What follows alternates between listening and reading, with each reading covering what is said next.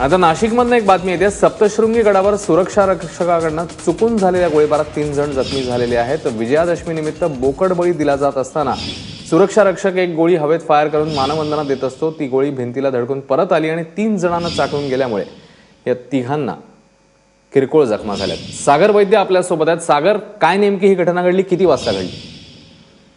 अश्विन, सकाळी 10:30 वाजेची ही घटना आहे। दसऱ्याच्या दिवशी पारंपरिक पद्धतीने देवीला बोकडबळी दिला जात असतो आणि त्याच दरम्यानमध्ये एक मानवंदना दिल्यासारखं सुरक्षा रक्षक जो आहे तो हवेत एक राऊंड फायर करत असतो गोळीचा।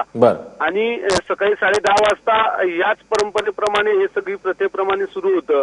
परंतु जेव्हा हवेत फायर केला गेला त्यावेळेस एका भिंतीच्या फरशीला ती गोळी लागली आणि तिथून ती परत बॅक येऊन त्या ठिकाणी उपस्थित असलेल्या 3 भाविकांना चाटून गेली। त्यातल्या एका भाविकाच्या मांडीमध्ये तो छर्रा घुसलेला आहे आणि त्याच्यामुळे त्याला थोडीशी अधिक जखम आहे आणि बाकी दोघं जे आहे ते किरकोळ जखमी झालेले त्याच्यामध्ये। परंतु काही प्रमाणात तिथे थोडासा गोंधळ माजला, कारण अचानकच फायर झाला आणि तो रिटर्न आलेला होता, त्याच्यामुळे काहीशी धावपळ थोडीशी झाली आणि घबराट सुद्धा पसरली। परंतु आता अतिशय परिस्थिती नियंत्रणात आहे आणि एक दुर्घटना म्हणून या घटनेकडे बघितलं पाहिजे।